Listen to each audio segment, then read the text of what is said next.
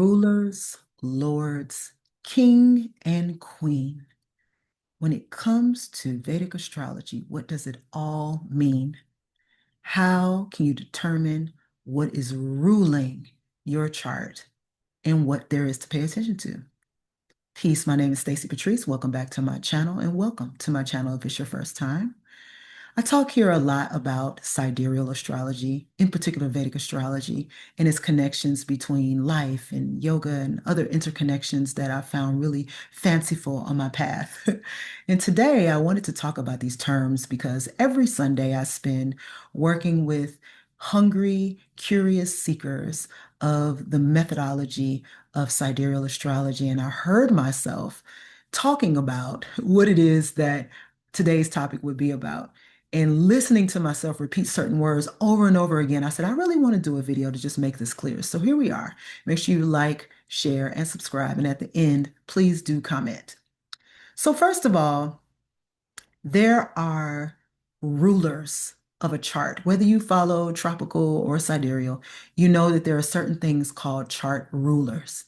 And to most people, a chart ruler is the significator of your rising sign, meaning that your rising sign is how people see you, is how they identify you, and it's how you look out as they are looking in. And so your rising sign is typically the place that people start to point to as the ruler of your chart. But when we start talking about rulers, there's also a phenomenon in Vedic astrology where rulers are the natural signs and placements and planetary connections in each of the houses. Those are like the natural rulers, like what signs Mercury rules would be Gemini as well as Virgo, and what signs Capricorn rules, what signs Saturn rules would be Capricorn as well as Aquarius. And so sometimes we hear the word ruler and we think, I'm not sure which ruler it's speaking of. But then there are people that say, well, your chart ruler is simply the planet that rules your rising sign. It's your rising sign, but it's also the planet that rules your rising sign. So if your rising sign is Leo, some people might say Leo is your chart ruler, but more often they would say the sun is your chart ruler. It is the most prominent, important planet on your chart because it rules your ascendant or lagna.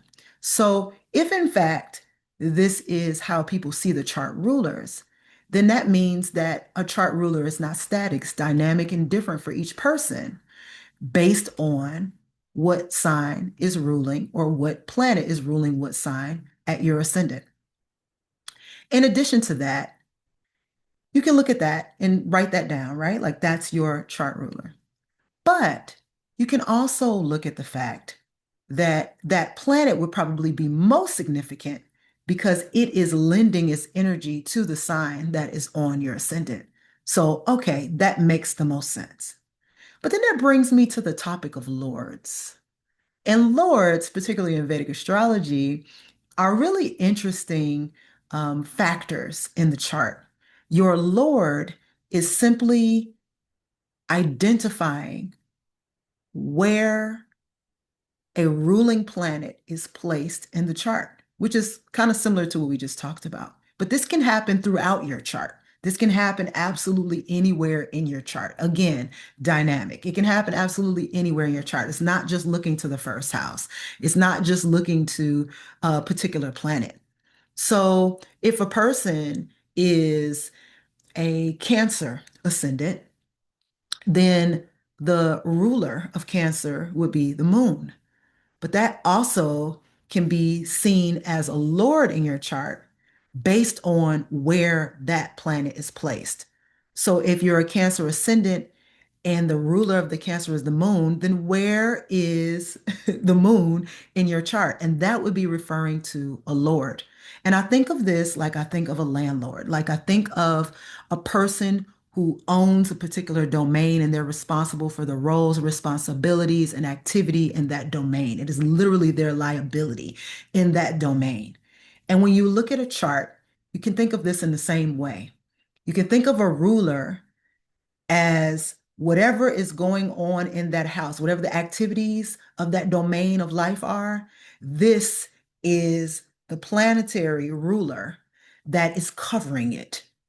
And sometimes also that is changing the quality of what's happening there. So, for instance, if you are a Virgo rising, you can say, okay, planetary chart ruler, Virgo, also Mercury as the planet. But then I would even say, but where is Mercury in your chart? Lord.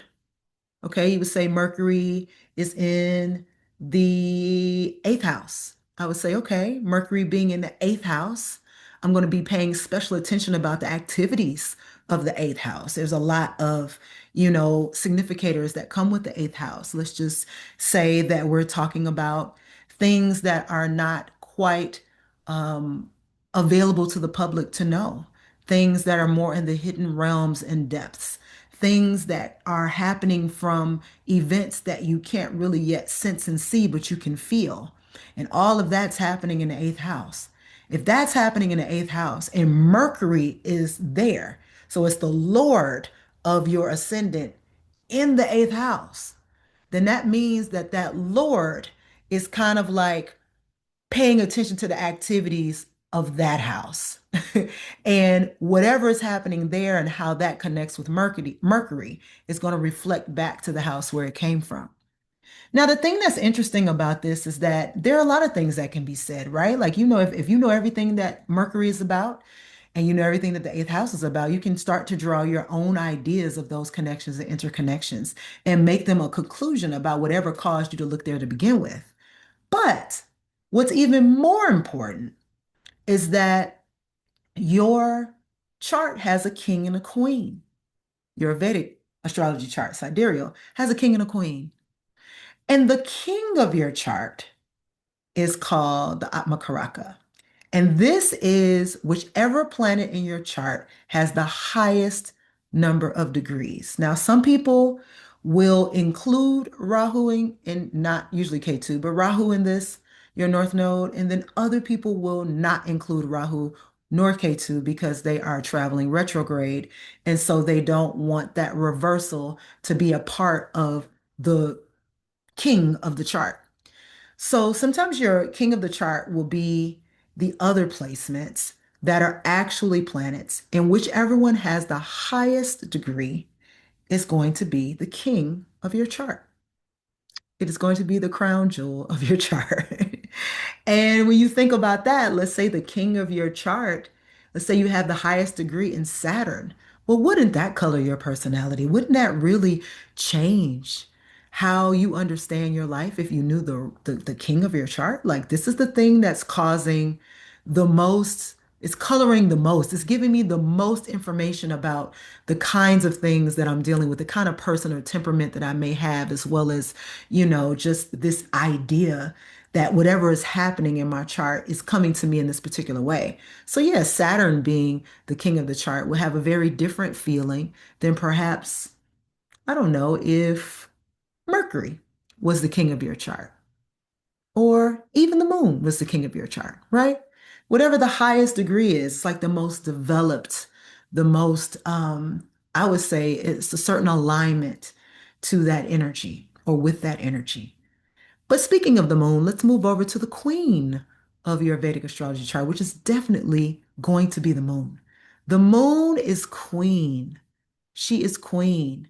And the reason she's the queen of your chart is because of what you need to know about how the moon is selecting and choosing all kinds of things, not only in your life, but in your chart. There are several things happening in your chart that are based off of your moon placement.